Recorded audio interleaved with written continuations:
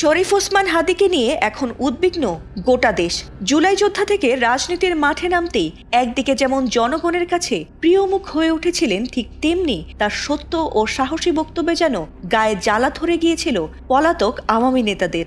সততা ও জনপ্রিয়তাই যেন কাল হয়ে দাঁড়িয়েছিল তার জীবনে, যার দরুন নির্বাচনী প্রচারণা থেকে ফেরার পথেই দুর্বৃত্তদের গুলিতে এখন মৃত্যুর সঙ্গে পাঞ্জা লড়ছেন এই তরুণ রাজনীতিবিদ।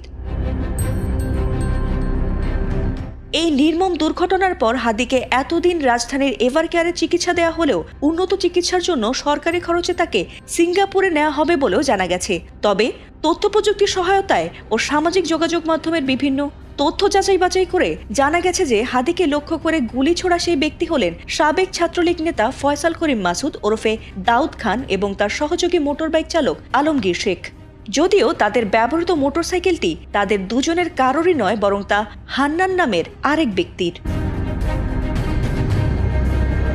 পুলিশের আপ্রাণ চেষ্টায় ইতোমধ্যেই মোটরসাইকেলের মালিক হান্নান সহ অভিযুক্ত ফয়সালের স্ত্রী সামিয়া, বান্ধবী মারিয়া ও শ্যালক শিপুকে আটক করাও সম্ভব হয়েছে। তবে এখনও ধরাছোঁয়ার বাইরে রয়েছে মূল অভিযুক্ত ফয়সাল ও আলমগীর।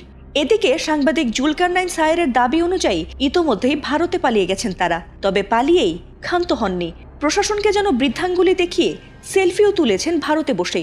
আর জুলকারনাইন সায়েরের সেই পোস্ট এখন ভাইরাল হয়েছে সামাজিক মাধ্যমগুলোতে।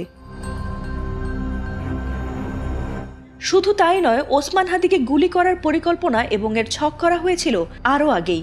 কখন, কোথায়, কিভাবে গুলি করে কোন কোন রুট ধরে পালিয়ে যাবে, এর সবই যেন ছিল পূর্ব নির্ধারিত। এ ঘটনায় একজন দুজন নয়, বরং নানা পর্যায়ে জড়িত রয়েছেন অনেকেই। সোমবার এক ফেসবুক পোস্টে সায়ের কেবল তাদের সেই সেলফিই নয়, বরং তাদের ব্যবহৃত ভারতীয় ফোন নম্বরও প্রকাশ করেছেন। এমনকি তারা নাকি ময়মনসিংহের হালুয়াঘাট সীমান্ত পাড়ি দিয়ে ভারতে প্রবেশ করেন। আর ভারতে প্রবেশের পর জাহাঙ্গীর কবির নানকের পিএস মোহাম্মদ মাসুদুর রহমান বিপ্লব ফয়সাল করিম মাসুদকে একটি ভারতীয় নম্বর জোগাড় করে দেন বলে গোয়েন্দা সূত্রে জানা গেছে।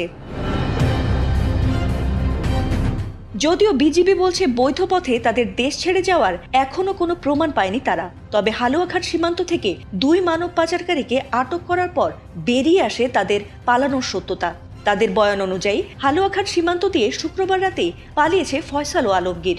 জানা গেছে ঘটনার পরপরই তারা প্রথমে মিরপুরে গিয়ে মোটরসাইকেল ফেলে সেখান থেকে তারা 2 বার প্রাইভেট কার বদল করে প্রথমে আশুলিয়া, তারপর গাজীপুর হয়ে ময়মনসিংহে পৌঁছান।